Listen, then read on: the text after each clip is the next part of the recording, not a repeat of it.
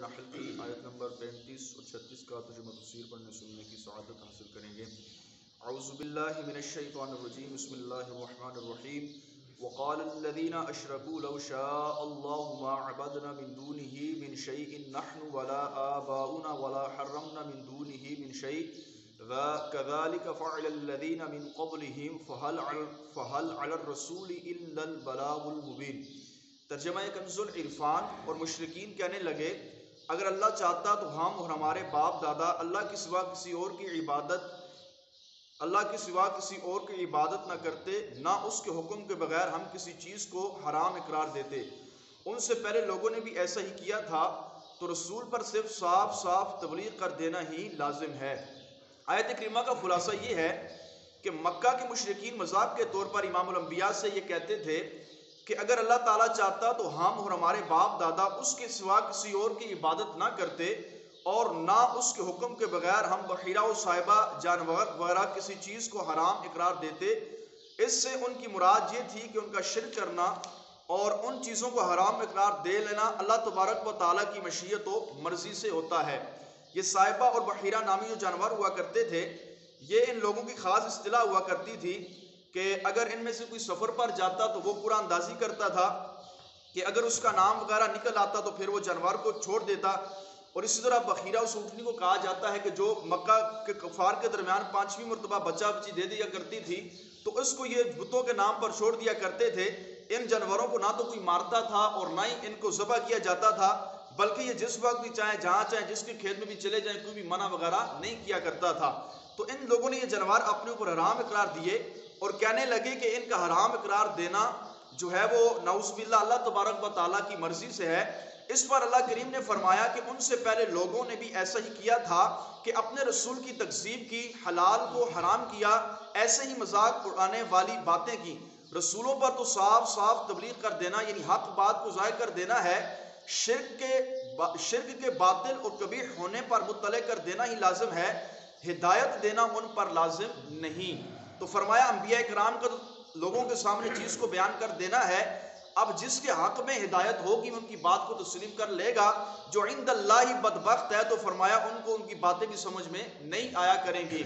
اس آیت میں اس سے اگلی آیت میں کفار کی اس جہالت کو بھی بے نقاب کیا گیا کہ مشیت الہی کو تو کفار اپنی حرکتوں کی دلیل بنا رہے ہیں، لیکن حکم الہی کی ان پر کوئی پرواہ نہیں۔ ہمارے زمانے میں بعض مسلمان اپنے اوپر افعال کی یہی دلیل دیتے ہیں کہ اگر اللہ نہ چاہتا تو ہم یہ گناہ فلاں جرم و معصیت نہ کرتے، اگر ہم نے ایسا کیا تو اس میں میرا کیا قصور۔ یہ لوگ خود ہی غور کر لیں کہ یہ کن کا طرز عمل ہے۔ تو انسان کو اللہ تبارک و تعالیٰ نے دو راستے بتائے ہیں، ایک بدی کا ہے ایک نیکی کا ہے، تو اب بندہ جو بھی چاہے راستہ اپنا اختیار کر لے۔ وَلَقَدْ بَعَثْنَا فِي كُلِّ أُمَّةٍ رَسُولًا أَنِ اعْبُدُوا اللَّهَ وَاجْتَنِبُوا الطَّاغُوتَ فَمِنْهُمْ مَنْ هَدَى اللَّهُ وَمِنْهُمْ مَنْ حَقَّتْ عَلَيْهِ الضَّلَالَةُ فَسِيرُوا فِي الْأَرْضِ فَانظُرُوا كَيْفَ كَانَ عَاقِبَةُ الْمُكَذِّبِينَ۔ اور بے شک ہر امت میں ہم نے ایک رسول بھیجا، اے لوگو اللہ کی عبادت کرو اور شیطان سے بچو۔ ان میں کسی کو اللہ نے ہدایت دی اور کسی پر گمراہی ثابت ہو گئی، تو تم زمین میں چل پھر کر دیکھو کہ جھٹلانے والوں کا اللہ نے کیسا انجام کیا۔ فرماتے اس آیت کریمہ میں یعنی جس طرح ہم نے تمہیں مصطفیٰ جان رحمت صلی اللہ تعالی علیہ وسلم کو تم میں بھیجا، اسی طرح ہر امت میں ہم نے ایک رسول کو بھیجا ہے۔ ہر رسول کو حکم دیا کہ وہ اپنی قوم سے فرمائیں اللہ تعالیٰ کی عبادت کرو، شیطان کی پیروی کرنے سے بچو۔ تو فرمایا ان امتوں میں سے کسی کو اللہ تعالیٰ نے ہدایت دے دی، وہ ایمان سے مشرف ہو گئے، کسی پر علم الہی میں گمراہی ثابت ہو گئی، وہ اپنی ازلی شقاوت کی وجہ سے کفر پر مرے اور ایمان سے محروم ہو رہ گئے۔ جیسا کہ ابو جہل، ابو لہاب، عتبہ، شیبہ، یہ مکے کے بڑے بڑے کفار جو تھے، حالانکہ یہ نبی پاک کے معجزات دیکھا کرتے تھے، آقا علیہ الصلوۃ والسلام کے وضحا والے چہرے کی دیدار کیا کرتے تھے، لیکن اس کے باوجود یہ لوگ کفر پر مرے۔ تو فرمایا اے کفار مکہ، تم زمین میں چل پھر کر دیکھو کہ اپنے رسولوں کو جھٹلانے والوں کا کیسا انجام ہوا۔ انہیں اللہ تعالیٰ نے ہلاک کر دیا، ان لوگوں کے شہر ویران کر دیے، ان کی اجڑی ہوئی بستیاں ان کی بربادی کی خبر دیتی ہیں۔ اس کو دیکھ کر سمجھو کہ تم بھی ان کی طرح کفر و تکذیب پر مصر رہے تو تمہارا بھی ایسا ہی انجام ہونا ہے۔ فرماتے اس آیت کریمہ میں نبی مکرم صلی اللہ تعالیٰ علیہ وسلم کو اللہ کی بارگاہ سے تسلی دی گئی کہ کسی نبی سے سب لوگوں نے ہدایت حاصل نہ کی۔ فرمایا جیسے سورج سے سب نور حاصل نہیں کر پاتے، چمگادڑ محروم رہ جاتا ہے، اسی طرح بارش سے ساری زمین سرسبز نہیں ہوتی، بعض زمین پھر بھی بنجر رہ جاتی ہے،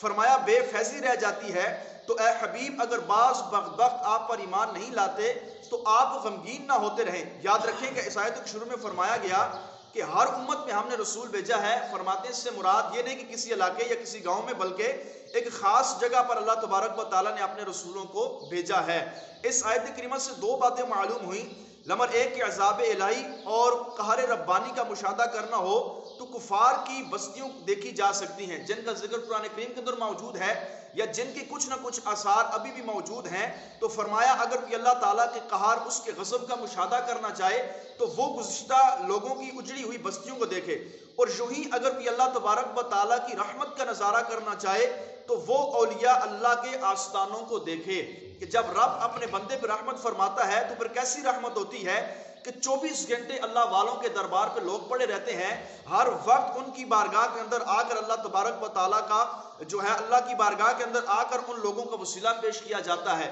تو فرمایا اگر اللہ کا غضب دیکھنا ہو تو کفار کی بستیاں دیکھیں، اور اگر اللہ کی رحمت دیکھنی ہو تو اولیاء اللہ یعنی اللہ والوں کے آستانوں کو دیکھ لیں۔ دوسرا یہ کہ تاریخ جغرافیہ کا علم سیکھنا بہت مفید ہے کہ اس سے اللہ تبارک و تعالیٰ کا خوف دل میں پیدا ہوتا ہے، لیکن جب ہی کہ تاریخ جغرافیہ صحیح اور صحیح نیت سے پڑھی ہو، یہ علم ہے، تو فرمایا یہ علم حاصل کرنے سے اللہ تبارک و تعالیٰ کا بندے کے دل میں حقیقی خوف پیدا ہو جاتا ہے۔ اللہ کریم کی بارگاہ میں دعا ہے اللہ تعالیٰ ہم سب کو اپنا حقیقی خوف نصیب فرمائے، دنیا و آخرت کی اللہ کریم ہم سب کو بلائیاں نصیب فرمائے، آمین بجاہ النبی الکریم صلی اللہ تعالیٰ علیہ وسلم۔